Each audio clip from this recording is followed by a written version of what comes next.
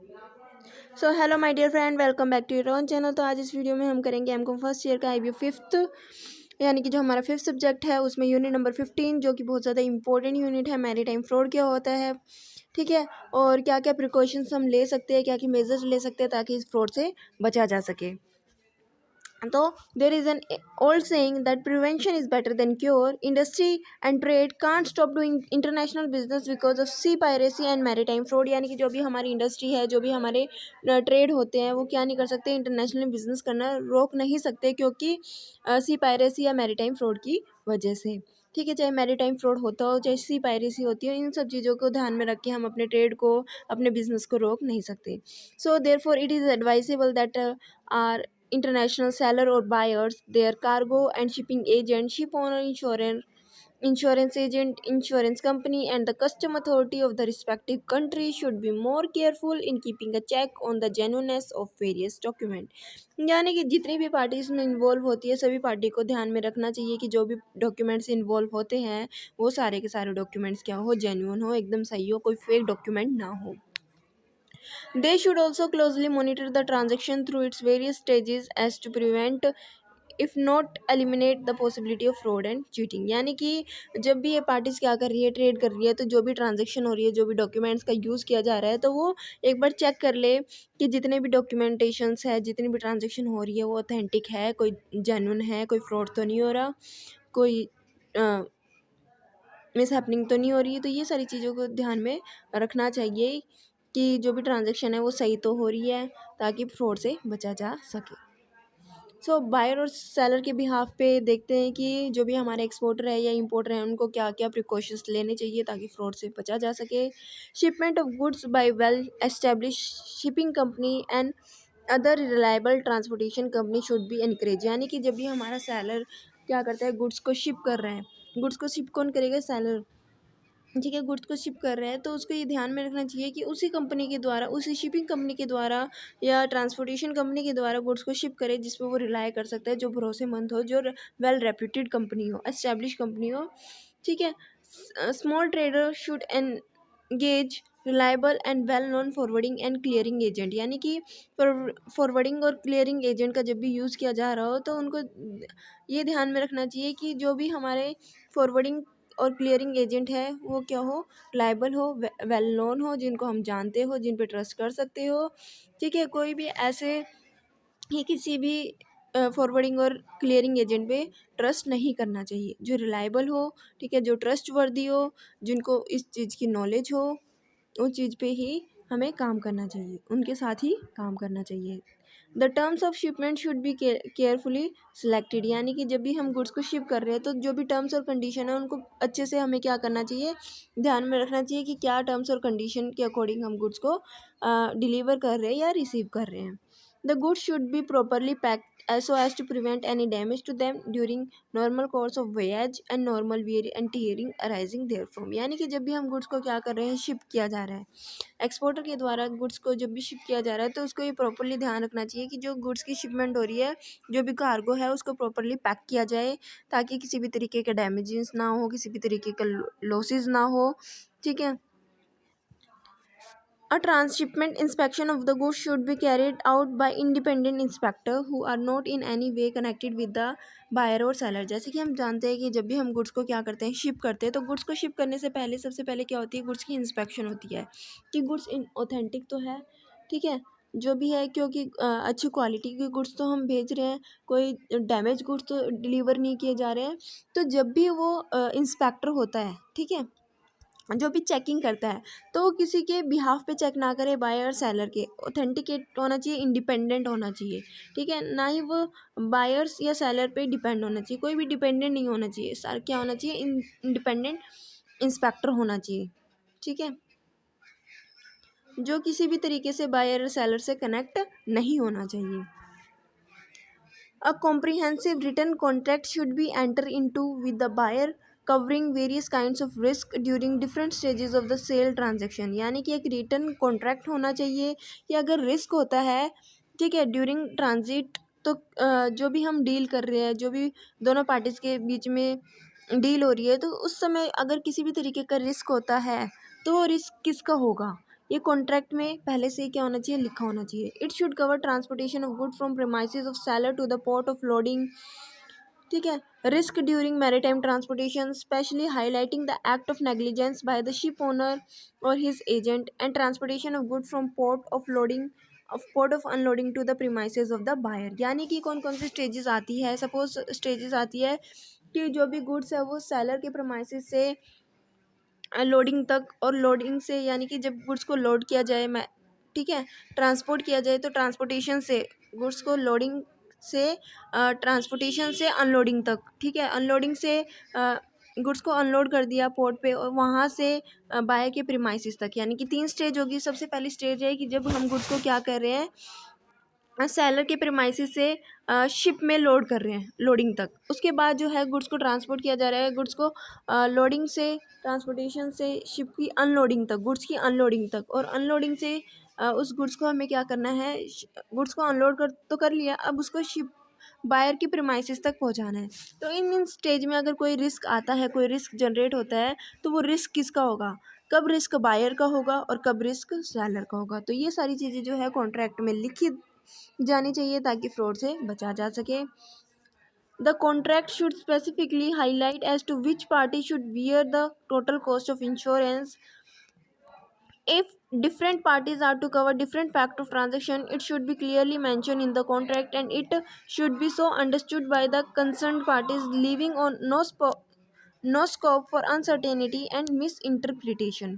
यानी कि इसमें ये कहा गया कि जैसे कि हम क्या करते हैं, गुड्स को इंश्योर करवाते हैं, गुड्स का इंश्योरेंस करवाते हैं, तो इंश्योरेंस कराने के लिए कोई ना कोई कॉस्ट तो पे करनी पड़ेगी।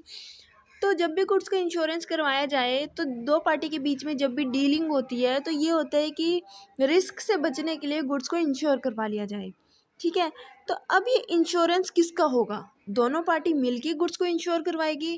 कहाँ से कहाँ तक जो है वो सेलर इंश्योर करवाएगा, और कहाँ से कहाँ तक बायर इंश्योर करवाएगा गुड्स को। सपोज करो सेलर ने गुड्स को इंश्योर करवाना है अपने प्रमाइसेस से लेके लोडिंग तक, तो कॉन्ट्रैक्ट में मेंशन होना चाहिए कि सेलर की रिस्पॉन्सिबिलिटी ये है कि गुड्स को इंश्योरेंस करवाएगा, गुड्स की जो इंश्योरेंस की कॉस्ट है वो सेलर पे करेगा up to the loading of the goods.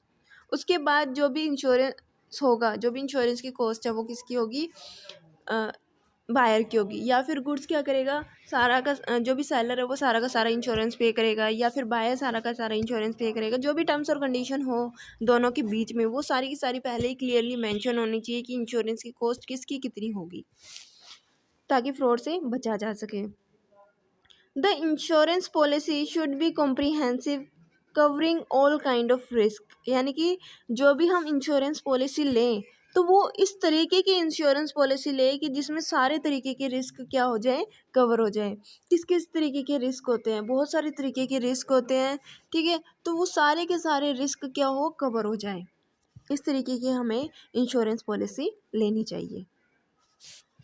उसके बाद है the transaction should be proceed as far as possible through a non-banker with whom both the parties should have good past experience, so as to eliminate the possibility of fraud। अब fraud bank के साथ भी हो सकता है, bank भी तो एक पार्टीज है, यानी कि जितनी ज़्यादा पार्टीज इन्वॉल्व है उतना ज़्यादा फ्रॉड है। तो जब भी हम क्या करते हैं, ट्रांजेक्शन करते हैं, ठीक है, जो भी इम्पोर्टर जिसने भी गुड्स को इंपोर्ट किया, अब उसकी रिस्पॉन्सिबिलिटी, अगर उसके पास गुड्स आ गए हैं तो उसकी रिस्पॉन्सिबिलिटी है कि वो क्या करे, सेलर को, जो एक्सपोर्टर है उसको पेमेंट करे। तो अब पेमेंट डायरेक्टली तो कर नहीं सकते, क्योंकि दो इंटरनेशनली गुड्स को ट्रांसफ़र किया जा रहा है, तो पर्सनली तो पेमेंट करना बहुत ज़्यादा टफ होता है। तो क्या होता है कि बैंक का यूज़ करते हैं, एक्सपोर्टर का अपना बैंक होता है, इंपोर्टर का अपना बैंक होता है। बैंक के थ्रू क्या करता है, एक्सपोर्टर बैंक पेमेंट रिसीव करता है और इंपोर्टर बैंक पेमेंट देता है। तो अब क्या है कि दोनों ही पार्टीज़ की जो बैंक है वो क्या होने चाहिए, नोन होने चाहिए, जिस पर ट्रस्ट किया जा सके, जिसके साथ अच्छा एक्सपीरियंस हो, जिसके साथ बैंक के अच्छे पास्ट एक्सपीरियंस हो, जिसके साथ फ्रॉड होने के चांसेस ना हो। उस बैंक के साथ क्या करना चाहिए, डीलिंग करनी चाहिए, ट्रांजैक्शन करनी चाहिए, ताकि हम फ्रॉड से बच सकें। Both the parties and there agent Both the parties and their agent should have a copy of insurance policy readily available with them। ठीक है, दोनों ही पार्टी, एक्सपोर्टर हो या इंपोर्टर हो, इन दोनों के एजेंट हो, तो इनके पास क्या होनी चाहिए, जो भी हमने गुड्स को इंश्योरेंस कराया है, जो भी गुड्स की इंश्योरेंस पॉलिसी हमने ली है, तो उसकी एक एक कॉपी दोनों पार्टीज के पास भी होनी चाहिए और उनके एजेंट के पास भी होनी चाहिए, so that they can understand the implication of various provision of the policy and immediately lodge their complain in case of breach of any of their provisions. यानी कि किसी भी तरीके का उनके साथ फ्रॉड हुआ है तो वो पॉलिसी दिखा के ये कह सकते हैं कि हम क्या कर सकते हैं, ये पॉलिसी हमने ली हुई है, तो अब इंश्योरर की ऊपर है कि वो हमें क्या करे, क्लेम करे। तो जब भी किसी भी पार्टी के साथ फ्रॉड होता है तो वो क्या कर सकते हैं, इंश्योरेंस पॉलिसी में चेक कर सकते हैं कि क्या क्या टर्म्स और कंडीशंस है, अगर कौन कौन सी इम्प्लीकेशंस अराइज होती है, तो क्या किसी भी तरीके के जो ब्रीचेस होते हैं तो वो क्या कर सकते हैं, क्लेम कर सकते हैं। The bill of lading, sea way bill और any shipping delivery order, bill of lading, seaway bill, or any shipping delivery order should be properly read, understood by both the parties। जितनी भी parties, दोनों parties के द्वारा जितने भी bill है, जितने भी डॉक्यूमेंट है, उनको अच्छे से क्लैरिफाई किया जाए, उनको अच्छे से चेक किया जाए ताकि फ्रॉड से बचा जाए। दोनों पार्टी भी उन डॉक्यूमेंट्स को, उन बिल्स को रीड करे और उनके एजेंट्स भी। The party should try to verify format of this document with other exporters and importer who has successfully executed the international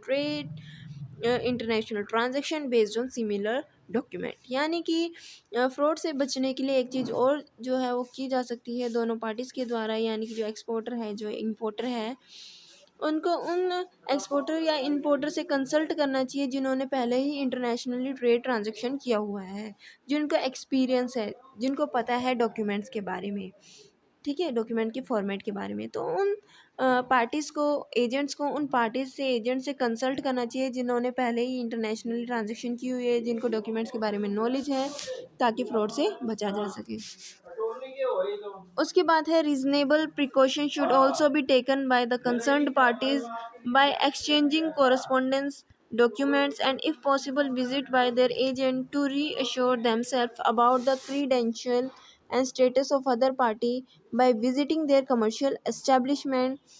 Suitable help in this regard should also be taken through the chambers of commerce and industry prevailing in the counter country of the other part। So इसमें क्या कहा गया है, reasonable precaution should also be taken by the concerned parties by exchanging correspondence document। यानी कि precaution पहले से ही लेके चले चाहिए, visiting by their agent to reassure themselves about the credential and status of the other party by visiting their commercial establishment। यानी कि हमें पहले से ही क्या करना चाहिए, प्रिकॉशंस लेने चाहिए, जो भी हमारे पास डॉक्यूमेंट है उनको वेरीफाई करना चाहिए, ठीक है, जितने भी पार्टीज इन्वॉल्व होनी चाहिए उनके बारे में पता होना चाहिए। यानी कि अगर हम शिपिंग कंपनी का यूज़ कर रहे हैं तो वो शिपिंग कंपनी भी नोन होनी चाहिए, एस्टैब्लिश होनी चाहिए, रेप्यूटेड होनी चाहिए, ठीक है। बैंकर भी ऐसे होने चाहिए जिनके साथ हमारे पास्ट एक्सपीरियंस बहुत ज़्यादा अच्छे हों, जो जिनके साथ फ्रॉड होने के चांसेस ना हो।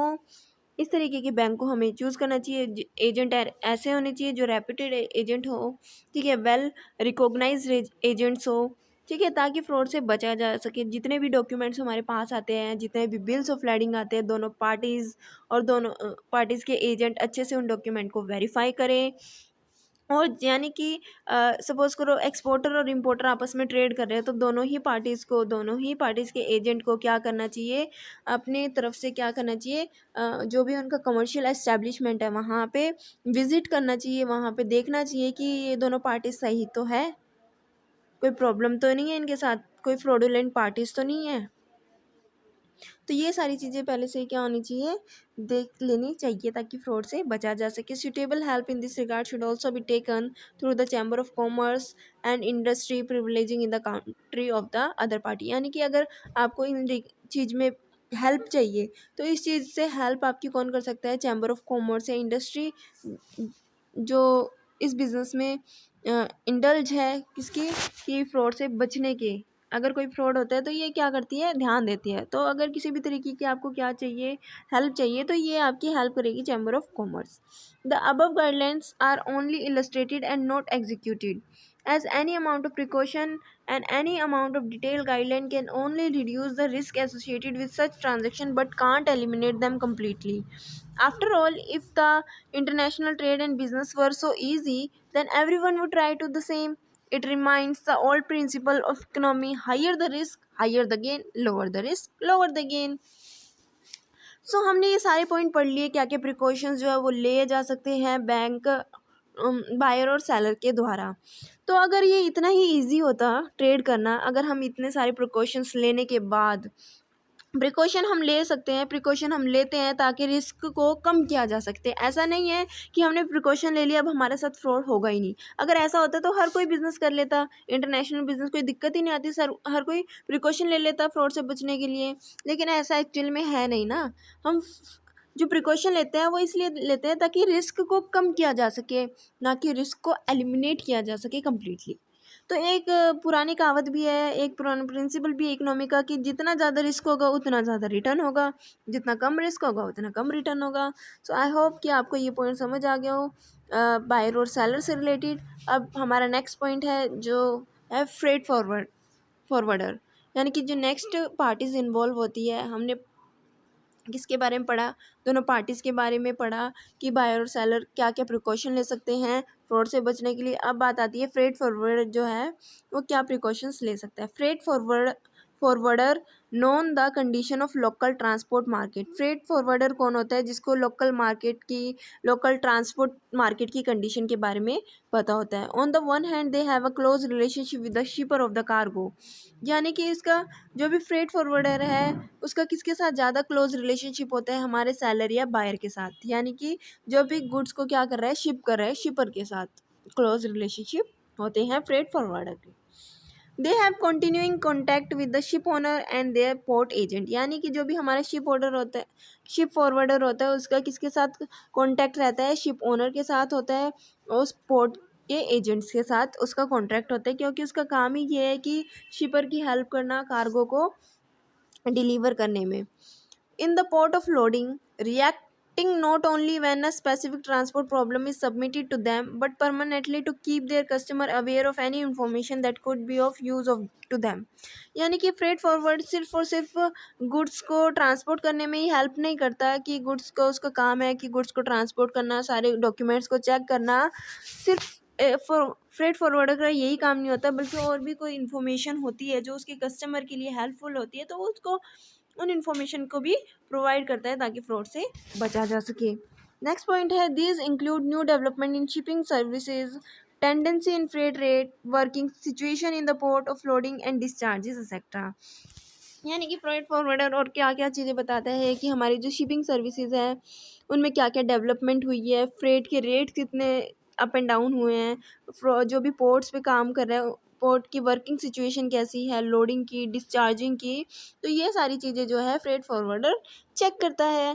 फ्रेट फॉरवर्ड का जो है ट्रांसपोर्ट मार्केट से डायरेक्ट लिंक होता है, क्योंकि और जो क्लोज रिलेशनशिप है वो किसके साथ होता है, शिपर के साथ। यानी कि जो कार्गो को, जो गुड्स को शिप कर रहे हैं दूसरी कंट्री में, इंटरनेशनल मार्केट में, उसके साथ क्लोज रिलेशनशिप होता है, क्योंकि वो उसके बिहाफ पे काम करता है, सारे डॉक्यूमेंट को चेक करता है, गुड्स को ट्रांसपोर्ट करता है। सिर्फ उसका यही काम नहीं होता है, बल्कि जो फ्रेट फॉरवर्डर है वो क्या करता है, इन्फॉर्मेशन भी प्रोवाइड करता है। अगर कोई नई इन्फॉर्मेशन आई है वो अपने कस्टमर को वो इन्फॉर्मेशन भी प्रोवाइड करता है। साथ ही साथ क्या करता है, जो भी हमारी शिपिंग सर्विसेज में कोई डेवलपमेंट हुई है, कोई फ्रेट रेट में चेंजेस आए हैं, या फिर हमारी जो पोर्ट्स हैं उसकी वर्किंग सिचुएशन में जो भी चेंजेस आए हैं, लोडिंग में, डिस्चार्जिंग में, तो इन सारी चीज़ों के बारे में अप टू डेट करता रहता है हमारे शिपर्स को। Freight forwarder himself must take the necessary precaution and make necessary checks before proposing a particular maritime services to his customer। यानी कि किसी भी तरीके की maritime services कस्टमर को, अपने शिपर को प्रोवाइड करने से पहले उसको भी बहुत सारे प्रिकॉशन लेना बहुत ज़्यादा ज़रूरी है, ताकि किसी भी तरीके के फ्रॉड से बचा जा सके। उसके बाद हम बात करते हैं बैंक्स के बिहाफ पे, कि बैंक्स को क्या क्या प्रिकॉशंस लेने चाहिए।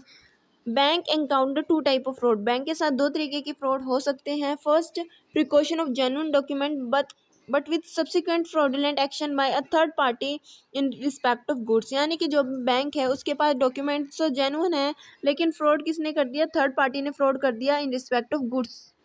उसके बाद जो सेकंड फ्रॉड होता है वो ये होता है कि presentation of fraudulent document in respect of inferior good और ऑन नॉन एग्जिस्टिंग गुड। यानी कि बैंक के पास डॉक्यूमेंट जमा करा दिए, ठीक है, किसके रिगार्डिंग, जो भी गुड्स थे वो या तो ख़राब क्वालिटी के थे, डॉक्यूमेंट्स है बैंक के पास, ठीक है, डॉक्यूमेंट फ्रॉड डॉक्यूमेंट है, ठीक है, फॉल्स डॉक्यूमेंट्स है, इन रिस्पेक्ट ऑफ इन्फीरियर, चाहे तो गुड्स ख़राब है, अच्छी क्वालिटी के गुड नहीं, या फिर गुड्स है ही नहीं, उसके रिगार्डिंग ये डॉक्यूमेंट डिलीवर करा दिए।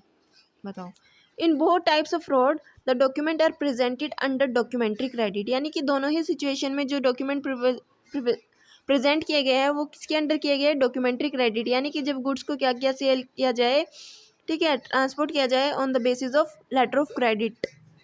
ठीक है, तो जब भी हम क्या है डॉक्यूमेंट्री क्रेडिट का यूज़ करते हैं तो उस समय क्या हो सकता है, फ्रॉड अकर हो सकता है। Where these documents appear to be in accordance with the term and condition of the credit the bank are obliged to pay, यानी कि जब ये डॉक्यूमेंट्स टर्म और कंडीशन के अकॉर्डिंग है, जो क्रेडिट के टर्म्स और कंडीशन है उसके अकॉर्डिंग डॉक्यूमेंट्स शो किए गए हैं, तो बैंक तो क्या करेगा, पेमेंट करेगा ही ना, क्योंकि जो डॉक्यूमेंट उसको चाहिए थे वो डॉक्यूमेंट उसको प्रेजेंट किए गए हैं पे करने के लिए।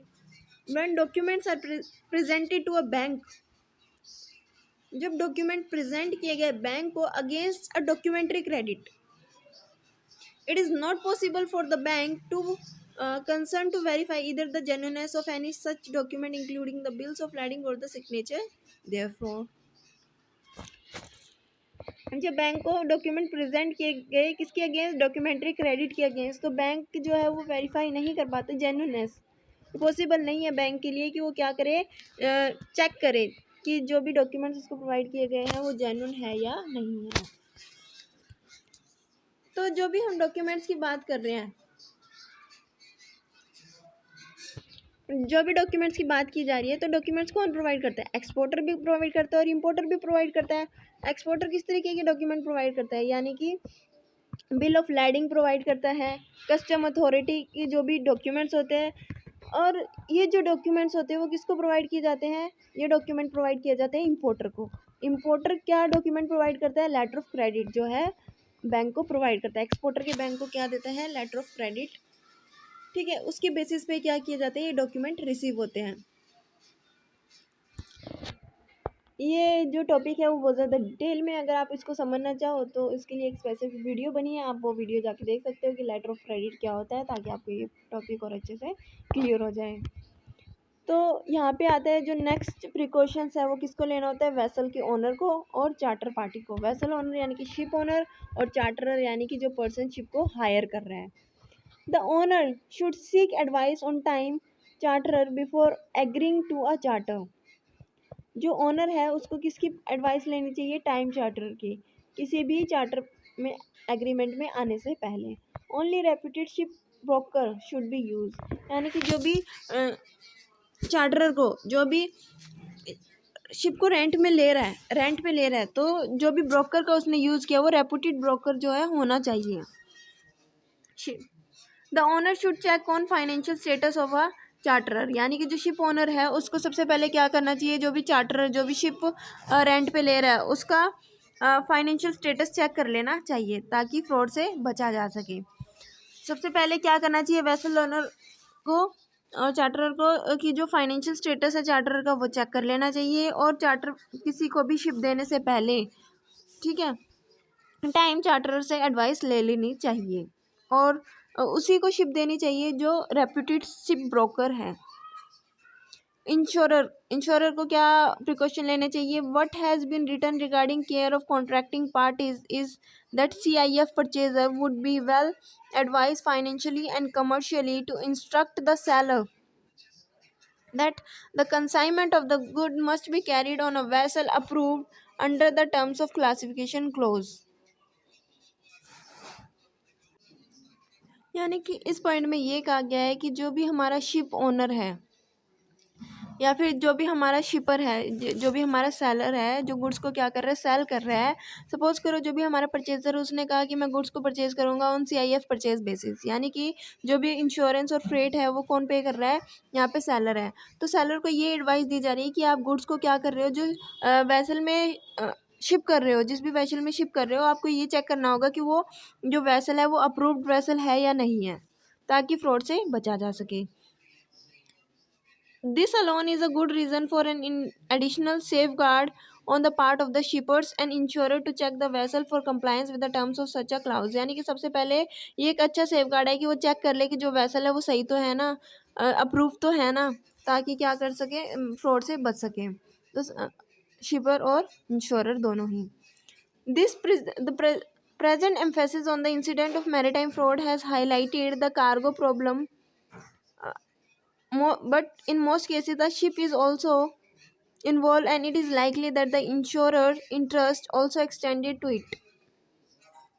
Problem of different nature arises with the ship, but the principle that the insurer must exercise every care to check background detail of the vessel itself, its ownership, management and trading record is the same. यानी कि सबसे पहले insurer को कहा गया है कि जो भी आप गुड्स को इंश्योर करने से पहले क्या करो, शिपिंग की पूरी डिटेल चेक कर लो। जो भी शिप में गुड्स को लोड किया जा रहा है उसका ओनर क्या है, उसमें शिप के मैनेजमेंट कैसा है, ट्रेडिंग रिकॉर्ड कैसा है, तो ये सारी चीज़ें चेक की जानी चाहिए ताकि फ्रॉड से या किसी भी तरीके की प्रॉब्लम से बचा जा सके।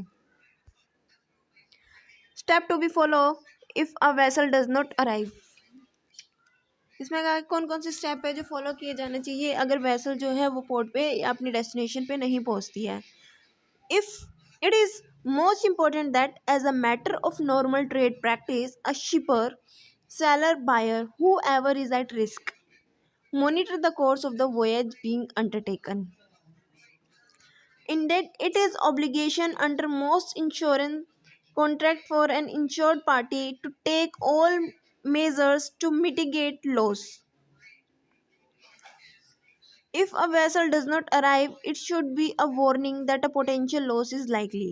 यानी कि ये कहा गया है कि obligation है, and it is obligation under most insurance contract for an insured party, जिस भी पार्टी ने इंश्योर किया है, to take all measures to mitigate loss से बचने के लिए बहुत सारे measures ले सकती है। अगर जो vessel है, जो ship है, वो नहीं आती है, पोर्ट पे अराइव नहीं होती है, तो इसका मतलब है कि कोई ना कोई लॉस तो हुआ है ही है। शिप अगर डेस्टिनेशन पे नहीं पहुंचे इसका मतलब कोई लॉस हुआ है। यानी कि इसको डिटेल में पढ़ते हैं। It is suggested that the party at risk should calculate and estimate time of arrival for his vessel on which cargo is carried, and this estimate should be a carry forward item in the office diary। यानी कि किस तरीके के अगर vessel ship पे नहीं आती तो कौन से स्टेप लेने चाहिए, यही है। अगर वैसल शिप पे नहीं आ रही है, यानी कि सबसे पहले जब भी वैसल जो है निकल जाती है, जिस भी टाइम पे वैसल जाती है एक पोर्ट से दूसरी पोर्ट पे, तो उस टाइम पे टाइम रिकॉर्ड करना चाहिए कि किस टाइम पे जो वैसल है वो निकली है, शिप निकली है, और किस टाइम पे वैसल जो है वो पहुंचेगी अपने डेस्टिनेशन पॉइंट पे। वो टाइम को रिकॉर्ड करना चाहिए। अगर वो टाइम ज़्यादा हो जाता है, उस टाइम पे नहीं पहुंचती, अगर सपोज़ करो शिप को 2 दिन के अंदर पहुंचना था लेकिन 3 दिन हो गए, 4 दिन हो गए, वैसल अभी तक नहीं पहुंची है, तो इसका मतलब है कि वैसल के साथ कोई प्रॉब्लम है, जो भी कार्गो उसमें शिप किया गया है उसमें कोई प्रॉब्लम है, जिसकी वजह से जो है वो शिप नहीं आई है। If the vessel does not arrive by this time, यानी कि जो भी टाइम नोट कर लिया गया है कि इस टाइम तक वैसल पहुंच जाएगी और उस टाइम तक वैसल नहीं आती, there should be an immediate inquiry of agent at the port of arrival. यानी कि जिस भी पोर्ट पे वो शिप आएगी उस पोर्ट के एजेंट को क्या करनी चाहिए, इंक्वायरी करनी चाहिए अगर वैसल वहाँ पे नहीं पहुँचती है। If nothing is known, reference should be made to the various intelligence service available. यानी कि अगर आप कुछ नहीं पता कर पा रहे हो, एजेंट कुछ इंक्वायरी नहीं कर पा रहा है, उसको नहीं पता चल पा रहा है, तो इंटेलिजेंस सर्विस प्रोवाइड की जाती है, उनकी हेल्प ले लेनी चाहिए। शिपिंग मूवमेंट आर रिकॉर्डेड कि किस समय गुड्स को शिप किया गया था, शिपिंग मूवमेंट क्या है उसको रिकॉर्ड करना चाहिए daily in load lists and in many local journal, and there are agent in every port in the world who can help if such information is not easily obtainable। यानी कि suppose करो जो भी agent है, जिस भी port पे वो शिप पहुंचनी थी, उस शिप के एजेंट को, उस पोर्ट के एजेंट को कोई इन्फॉर्मेशन नहीं मिल पा रही है, तो उसको इंटेलिजेंस सर्विसेज की हेल्प लेनी चाहिए। क्योंकि आजकल बहुत सारी सर्विसेज प्रोवाइड की जा रही है कि हर जगह हर एक पोर्ट पे क्या हो रही है, इन्वेस्टिगेशन हो रही है वर्ल्ड वाइड। इन्वेस्टिगेशन मतलब हर एक पोर्ट पे डिटेल लिखी जा रही है कि कब कौन सी शिप आई है, कब कौन सी शिप गई है। ये क्या होगा, हेल्प करेगी इंफॉर्मेशन को गैदर करने में। If despite such endeavour there is no news of the vessel, it is possible that the situation is on one that give rise to an insurance claim. यानी कि कुछ भी नहीं पता चल पा रहा है, किसी भी तरीके की कोई इन्फॉर्मेशन नहीं पता चल पा रही है शिप के बारे में, तो ये जान लिया जाए कि शिप गुम हो गई है, शिप नहीं मिल रही है, तो अब क्या किया जाए, अब इंश्योरेंस क्लेम कर दिया जाए। और इंश्योरेंस ले लिया जाए। एन इंश्योरर एंड और broker should be advice immediately, जो भी हमारा जिस भी कंपनी से हमने इंश्योरेंस करवाया था, ठीक है, उनको इमीडिएटली क्या किया जाए, इन्फॉर्म कर दिया जाए कि भाई देखो हमारी शिप नहीं मिल रही है, आप हमें क्लेम दो। वो भी क्या करेंगे, ऐसी क्लेम थोड़ी ना दे देंगे कि हाँ इन्होंने इंक्वायरी की, वो भी अपने बेसिस पे इंक्वायर करेंगे, सर्च करेंगे, अगर उनको भी नहीं मिलती है तो फिर वो क्या करेंगे, उनको क्लेम प्रोवाइड करेंगे। तो यही था कि अगर शिप ना मिले तो क्या किया जाए। तो आई होप कि आपको ये वीडियो अच्छी लगी हो। अगर वीडियो अच्छी लगी है तो वीडियो को लाइक शेयर और सब्सक्राइब किए कर दिए।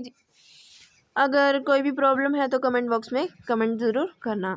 और आज हमने ये पढ़ा कि किस तरीके से प्रिवेंट किया जा सकता है फ्रॉड से, on the basis of buyer और सेलर के बेसिस पे, फॉरवर्डर और एजेंट के बेसिस पे, ठीक है, और इंश्योरेंस के बेसिस पे, इंश्योरर के बेसिस पे, और एजेंट के बेसिस पे, एंड बैंकर्स के बेसिस पे। अगर आपको ये वीडियो अच्छी लगी है तो वीडियो को लाइक शेयर और सब्सक्राइब करना मत भूलिएगा और थैंक्स फॉर वॉचिंग।